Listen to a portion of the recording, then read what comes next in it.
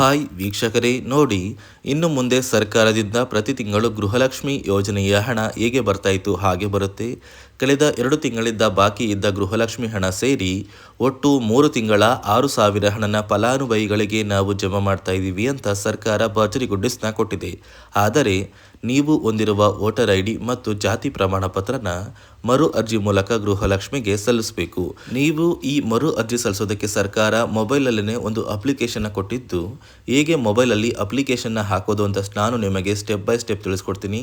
ಅದೇ ರೀತಿ ಸರ್ಕಾರದಿಂದ ಕರ್ನಾಟಕದ 23 ಜಿಲ್ಲೆಗಳನ್ನು ಆಯ್ಕೆ ಮಾಡಿ ಜುಲೈ 24ರಿಂದ ಕಳೆದ 3 ತಿಂಗಳಿಂದ ಬರಬೇಕಾದ ಗೃಹಲಕ್ಷ್ಮಿ ಯೋಜನೆಯ 6,000 ಹಣನ ಜಮಾ ಮಾಡ್ತಾ ಇದ್ದು, ಯಾವ ಜಿಲ್ಲೆಗಳಿಗೆ ಹಣ ಬರ್ತಾ ಇದೆ, ಯಾವ ಫಲಾನುಭವಿಗಳಿಗೆ ಹಣ ಕ್ಯಾನ್ಸಲ್ ಆಗ್ತಾ ಇದೆ, ಎಲ್ಲರಿಗೂ ಕೂಡ ಹಣ ಬರುತ್ತೋ ಇಲ್ವೋ ಅಂತ ನಾನು ನಿಮಗೆ ತಿಳಿಸ್ಕೊಡ್ತೀನಿ. ಅದಕ್ಕಿಂತ ಮೊದಲು ನೋಡಿ ವೀಕ್ಷಕರೇ, ನೀವು ನನ್ನ ಚಾನಲ್ನ ಸಬ್ಸ್ಕ್ರೈಬ್ ಆಗದೆ ಹಾಗೆ ವಿಡಿಯೋ ನೋಡ್ತಾ ಇದ್ರೆ ದಯವಿಟ್ಟು ಪ್ರತಿಯೊಬ್ಬರು ಚಾನಲ್ನ ಸಬ್ಸ್ಕ್ರೈಬ್ ಮಾಡ್ಕೊಳ್ಳಿ, ಹಾಗೆ ವಿಡಿಯೋಗೆ ಒಂದು ಲೈಕ್ನ ಕೊಡಿ. ಹೌದು ವೀಕ್ಷಕರೇ, ಸರ್ಕಾರದಿಂದ ಪ್ರತಿಯೊಂದು ಗೃಹಲಕ್ಷ್ಮಿ ಫಲಾನುಭವಿಗಳಿಗೆ ಒಂದು ಮುಖ್ಯವಾದ ಮಾಹಿತಿನ ಕೊಟ್ಟಿದೆ. ಅಂದರೆ ನಿಮ್ಮ ಬ್ಯಾಂಕ್ ಖಾತೆಗೆ ಇನ್ನು ಮುಂದೆ ಪ್ರತಿ ತಿಂಗಳು ಗೃಹಲಕ್ಷ್ಮಿ ಹಣ ಬರುತ್ತೆ. ಕಳೆದ 2 ತಿಂಗಳಿಂದ ಹಣ ಬರ್ತಾ ಇರಲಿಲ್ಲ. ಈಗ 2 ತಿಂಗಳ ಹಣ ಮತ್ತು ಜುಲೈ ತಿಂಗಳ ಹಣ ಸೇರಿ ಒಟ್ಟು 3 ತಿಂಗಳ 6,000 ಹಣನ ನಾವು ಜಮಾ ಮಾಡ್ತೀವಿ ಅಂತ ಸರ್ಕಾರ ಗುಡ್ ನ್ಯೂಸ್ನ ಕೊಟ್ಟಿದೆ. ಆದರೆ ನೀವು ಎಷ್ಟು ಬೇಗ ನಿಮ್ಮ ಒಂದು ವೋಟರ್ ಐ ಡಿ ಮತ್ತು ನಿಮ್ಮ ಜಾತಿ ಪ್ರಮಾಣ ಪತ್ರನ ಎಷ್ಟು ಬೇಗ ಗೃಹಲಕ್ಷ್ಮಿಗೆ ಲಿಂಕ್ ಮಾಡಿಸ್ತೀರಾ ಅಷ್ಟು ಬೇಗ ಹಣ ಬರುತ್ತೆ. ಸರ್ಕಾರ ಮೊಬೈಲಲ್ಲೇ ಮರು ಅರ್ಜಿಗೆ ಅವಕಾಶ ಮಾಡಿಕೊಟ್ಟಿದೆ. ಹಾಗಾದರೆ ಹೇಗೆ ಮರು ಅರ್ಜಿನ ಹಾಕೋದು ಮತ್ತು ಸರ್ಕಾರದಿಂದ ಜುಲೈ 24ರಿಂದ ಕರ್ನಾಟಕದ 23 ಜಿಲ್ಲೆಗಳನ್ನು ಆಯ್ಕೆ ಮಾಡಿ 3 ತಿಂಗಳ 6,000 ಹಣನ ಜಮಾ ಮಾಡ್ತಾ ಇದ್ದು, ಯಾವ ಜಿಲ್ಲೆಗಳಿಗೆ ಹಣ ಬರುತ್ತೆ, ಯಾರಿಗೆಲ್ಲ ಹಣ ಕ್ಯಾನ್ಸಲ್ ಆಗ್ತಾ ಇದೆ ಅಂತ ನಾನು ನಿಮಗೆ ತಿಳಿಸ್ಕೊಡ್ತೀನಿ. ನೋಡಿ ವೀಕ್ಷಕರೇ, ಮೊದಲು ಸರ್ಕಾರ ಯಾವ ಕಾರಣಕ್ಕೆ ಗೃಹಲಕ್ಷ್ಮಿ ಯೋಜನೆಗೆ ಹೊಸ ರೀತಿಯ ಒಂದು ನಿಯಮಗಳನ್ನ ತಂದಿದೆ ಅಂದರೆ, ಇಲ್ಲಿ ಗೃಹಲಕ್ಷ್ಮಿಯಲ್ಲಿ ಸುಮಾರು 6ರಿಂದ 7 ಲಕ್ಷಕ್ಕಿಂತ ಅಧಿಕ ಮಹಿಳೆಯರ ಹತ್ರ ಒಂದು ವೋಟರ್ ಐ ಡಿ ಕಾರ್ಡ್ ಇಲ್ಲ. ಅಂದರೆ ವೋಟರ್ ಐ ಡಿ ಇಲ್ಲ ಅಂದರೂ ಕೂಡ ಅವರು ಸರ್ಕಾರದಿಂದ ಬರುವ ಗೃಹಲಕ್ಷ್ಮಿ ಹಣನ ಪಡಿತಾ ಇದ್ದಾರೆ. ಮತ್ತು ಸಾಕಷ್ಟು ಫಲಾನುಭವಿಗಳ ಒಂದು ಬ್ಯಾಂಕ್ ಖಾತೆ ಏನಿದೆ, ಆ ಒಂದು ಬ್ಯಾಂಕ್ ಖಾತೆ ಹೊರ ರಾಜ್ಯದ ಬ್ಯಾಂಕ್ ಖಾತೆ ಆಗಿದೆ. ಅಂದರೆ ಕರ್ನಾಟಕದಲ್ಲಿರುವಂತಹ ಫಲಾನುಭವಿಗಳು ಬೇರೆ ರಾಜ್ಯದಲ್ಲಿ ಹೊಂದಿರುವಂತಹ ಒಂದು ಬ್ಯಾಂಕ್ ಖಾತೆನ ಕೊಟ್ಟು ಗೃಹಲಕ್ಷ್ಮಿ ಹಣನ ಪಡಿತಾ ಇದ್ದಾರೆ. ಅದೇ ರೀತಿ ಸಾಕಷ್ಟು ರೀತಿಯ ಹೊಸ ಬದಲಾವಣೆಗಳು ಯಾವ ಕಾರಣಕ್ಕೆ ಬರ್ತಾ ಇದೆ ಅಂದರೆ, ಗೃಹಲಕ್ಷ್ಮಿ ಯೋಜನೆಯಲ್ಲಿ ಅರ್ಹವಿರುವ ಫಲಾನುಭವಿಗಳಿಗೆ, ಅಂದರೆ ಕರ್ನಾಟಕದವರಾಗಿದ್ದು ಕರ್ನಾಟಕದಲ್ಲೇ ವೋಟರ್ ಐ ಡಿನ ಹೊಂದಿದ್ದು ಕರ್ನಾಟಕದ ಫಲಾನುಭವಿಗಳಾಗಿದ್ದು ಇವರ ಬ್ಯಾಂಕ್ ಖಾತೆಗೆ ಹಣ ತಲುಪಬೇಕು. ಬೇರೆ ಫಲಾನುಭವಿಗಳಿಗೆ ಯಾವುದೇ ಕಾರಣಕ್ಕೂ ಹಣ ತಲುಪಬಾರದು ಅಂತ ಸರ್ಕಾರ ನಿರ್ಧಾರ ಮಾಡಿದೆ. ಇದೇ ಕಾರಣಕ್ಕೆ ಸಾಕಷ್ಟು ಫಲಾನುಭವಿಗಳು ಗೃಹಲಕ್ಷ್ಮಿ ಯೋಜನೆಯ ಒಂದು ಅರ್ಹರ ಪಟ್ಟಿಯಿಂದ ಕ್ಯಾನ್ಸಲ್ ಆಗ್ತಾ ಇದ್ದಾರೆ. ನಿಮ್ಮ ಒಂದು ಮನೆ ಬಾಗಿಲಿಗೆ ಸರ್ಕಾರದಿಂದ ಅಧಿಕಾರಿಗಳು ಬರ್ತಾರೆ. ಸೊ ಸರ್ಕಾರ ಗೃಹಲಕ್ಷ್ಮಿ ಮರು ನೋಂದಣಿಗೆ ಒಂದು ಅಪ್ಲಿಕೇಶನ್ ಕೂಡ ಕೊಟ್ಟಿದ್ದಾರೆ. ಅಂದರೆ ಮೊಬೈಲಲ್ಲೇ ಆ ಒಂದು ಅಧಿಕಾರಿಗಳು ನಿಮ್ಮ ಮನೆ ಬಾಗಿಲಿಗೆ ಬಂದು ನಿಮ್ಮ ದಾಖಲಾತಿಗಳಾದ ರೇಷನ್ ಕಾರ್ಡ್, ಆಧಾರ್ ಕಾರ್ಡ್ ಮತ್ತು ವೋಟರ್ ಐ ಡಿ ಇದೀಗ ಕಡ್ಡಾಯ ಮಾಡಿದೆ. ಅದೇ ರೀತಿ ಜಾತಿ ಪ್ರಮಾಣ ಪತ್ರ ಬೇಕಾಗುತ್ತಂತ ನೀವು ಕೇಳಿದ್ರೆ, ಸದ್ಯಕ್ಕೆ ಸರ್ಕಾರ ಯಾವುದೇ ರೀತಿಯ ಜಾತಿ ಪ್ರಮಾಣ ಪತ್ರನ ಕೇಳ್ತಾ ಇಲ್ಲ. ಬದಲಿಗೆ ನಿಮ್ಮ ಒಂದು ಪತಿಯ ಆಧಾರ್ ಕಾರ್ಡ್, ನಿಮ್ಮ ಒಂದು ವೋಟರ್ ಐ ಡಿ ಮತ್ತು ನಿಮ್ಮ ಒಂದು ಮನೆಯ ರೇಷನ್ ಕಾರ್ಡ್ನ ಕೊಟ್ಟು ನೀವು ಗೃಹಲಕ್ಷ್ಮಿಗೆ ಮರು ನೋಂದಣಿನ ಮಾಡ್ಕೋಬೇಕು. ಈ ಒಂದು ಕೆಲಸನ ಮಾಡೋದು ಗ್ರಾಮದಿಂದ ಕೆಲವು ಅಧಿಕಾರಿಗಳು ಬರ್ತಾರೆ. ಅಂದರೆ ಗ್ರಾಮ ಅಭಿವೃದ್ಧಿ ಇಲಾಖೆಯಿಂದ ಕೆಲವೊಂದು ಅಧಿಕಾರಿಗಳು ಬಂದರೆ ಅಂಗನವಾಡಿಯ ಕಾರ್ಯಕರ್ತರು ಕೂಡ ನಿಮ್ಮ ಮನೆ ಬಾಗಿಲಿಗೆ ಬಂದು ಪ್ರತಿ ಫಲಾನುಭವಿಗಳ ದಾಖಲಾತಿಗಳನ್ನ ಎಂಟ್ರಿ ಮಾಡ್ಕೊಂಡು ಹೋಗ್ತಾರೆ. ಸೊ ಆ ಒಂದು ಫಲಾನುಭವಿಗಳು ಎಂಟ್ರಿ ಮಾಡಿದ ನಂತರ ಸರ್ಕಾರದಿಂದ ನಿಮಗೆ ಒಂದು ನೋಟಿಫಿಕೇಶನ್ ಬರುತ್ತೆ. ನಿಮ್ಮ ಮೊಬೈಲ್ ನಂಬರ್ ಏನಿದೆ ಆ ಒಂದು ಮೊಬೈಲ್ ನಂಬರ್ಗೆ ಒಂದು ಮೆಸೇಜ್ ಬರುತ್ತೆ. ಅಂದರೆ ನಿಮ್ಮ ಗೃಹಲಕ್ಷ್ಮಿ ಮರು ನೋಂದಣಿ ಅರ್ಜಿನ ನಾವು ಸ್ವೀಕಾರ ಮಾಡಿದ್ದೀವಿ ಮತ್ತು ಮುಂದಿನ ದಿನಗಳಲ್ಲಿ ನಿಮ್ಮ ಒಂದು ಗೃಹಲಕ್ಷ್ಮಿ ಹಣನ ನಿಮ್ಮ ಬ್ಯಾಂಕ್ ಖಾತೆಗೆ ಜಮಾ ಮಾಡ್ತೀವಿ ಅಂತ ಸರ್ಕಾರದಿಂದಲೇ ಒಂದು ಮೆಸೇಜ್ನ ಕಳಿಸ್ತಾರೆ. ಆದರೆ ನೀವು ನಿಮ್ಮ ಮೊಬೈಲ್ ನಂಬರ್ನ ಆಕ್ಟಿವ್ ಆಗಿರುವಂತಹ ಮೊಬೈಲ್ ನಂಬರ್ನ ಕೊಡಬೇಕು. ಯಾಕಂದರೆ ನಿಮ್ಮ ಬ್ಯಾಂಕ್ ಖಾತೆಗೆ ಲಿಂಕ್ ಆಗಿರುವಂತಹ ಮೊಬೈಲ್ ನಂಬರ್ ಬೇರೆ ಇರುತ್ತೆ ಮತ್ತು ನೀವು ಹೊಂದಿರುವಂತಹ ಒಂದು ಮೊಬೈಲ್ ನಂಬರ್ ಬೇರೆ ಇರುತ್ತೆ. ಇದೇ ಕಾರಣಕ್ಕೆ ಕರೆಕ್ಟ್ ಆಗಿರುವಂತಹ ಒಂದು ಮೊಬೈಲ್ ನಂಬರ್ನ ಕೊಟ್ಟರೆ ಆದಷ್ಟು ಬೇಗ ನೀವು ಮರು ಅರ್ಜಿನ ಹಾಕಿ ಗೃಹಲಕ್ಷ್ಮಿ ಹಣನ ಪಡ್ಕೋಬೋದು. ಅದೇ ರೀತಿ ನೀವು ಹೊಂದಿರುವ ಬ್ಯಾಂಕ್ ಖಾತೆ ಏನಿದೆ ಆ ಒಂದು ಬ್ಯಾಂಕ್ ಖಾತೆನ ನೀವು ಆ್ಯಕ್ಟಿವ್ ಆಗಿ ಇಟ್ಕೋಬೇಕು. ಅಂದರೆ ಯಾವುದೇ ರೀತಿಯ ಒಂದು ವಹಿವಾಟನ್ನು ನಡೆಸ್ತಾ ಇಲ್ಲ. ಅಂದರೆ ನಿಮ್ಮ ಒಂದು ಬ್ಯಾಂಕ್ ಖಾತೆಗೆ ಗೃಹಲಕ್ಷ್ಮಿ ಹಣ ಖಂಡಿತವಾಗಿಯೂ ಬರೋದಿಲ್ಲ. ಅದೇ ರೀತಿ ನೋಡಿ ವೀಕ್ಷಕರೇ, ನಿಮ್ಮ ಮನೆಯ ಕುಟುಂಬರು ಅಂದರೆ ಗೃಹಲಕ್ಷ್ಮಿ ಯೋಜನೆಯ ಒಂದು ಸದಸ್ಯ ಏನಾರನ್ನು ಮರಣ ಹೊಂದಿದ್ದು ಅವರ ಬದಲಾಗಿ ನೀವು ಅಪ್ಲಿಕೇಶನ್ ಹಾಕ್ತೀವಿ ಅಂದರೆ ಅದು ಸಾಧ್ಯವಿಲ್ಲ. ಯಾಕಂದರೆ ನಿಮ್ಮ ಒಂದು ರೇಷನ್ ಕಾರ್ಡಲ್ಲಿ ಮನೆಯ ಯಜಮಾನಿ ಯಾರಿರ್ತಾರೆ ಅವರೇ ಮಾತ್ರ ಗೃಹಲಕ್ಷ್ಮಿ ಯೋಜನೆಗೆ ಅರ್ಹರಾಗಿರ್ತಾರೆ.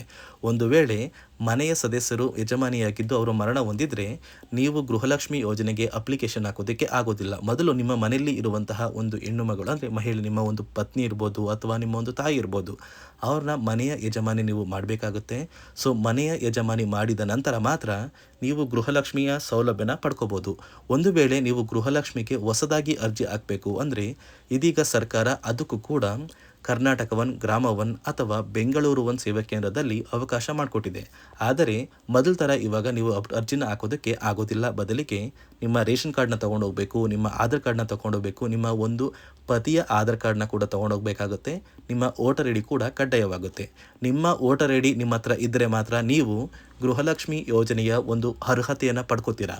ಒಂದು ವೇಳೆ ವೋಟರ್ ಐ ಡಿ ಇಲ್ಲ, ರೇಷನ್ ಕಾರ್ಡ್ ಇದೆ, ಆಧಾರ್ ಕಾರ್ಡ್ ಇದೆ ಅಂದರೆ ಇನ್ನು ಮುಂದೆ ನಿಮ್ಮ ಬ್ಯಾಂಕ್ ಖಾತೆಗೆ ಸರ್ಕಾರ ಗೃಹಲಕ್ಷ್ಮಿ ಹಣನ ಖಂಡಿತವಾಗಿಯೂ ಜಮಾ ಮಾಡೋದಿಲ್ಲ. ಯಾಕಂದರೆ ಪ್ರತಿ ವರ್ಷವೂ ಕೂಡ ಸರ್ಕಾರ ವೋಟರ್ ಐ ಡಿನ ಬಿಡುಗಡೆ ಮಾಡುತ್ತೆ, ಅಂದರೆ ವೋಟರ್ ಲಿಸ್ಟ್ನ ಬಿಡುಗಡೆ ಮಾಡುತ್ತೆ.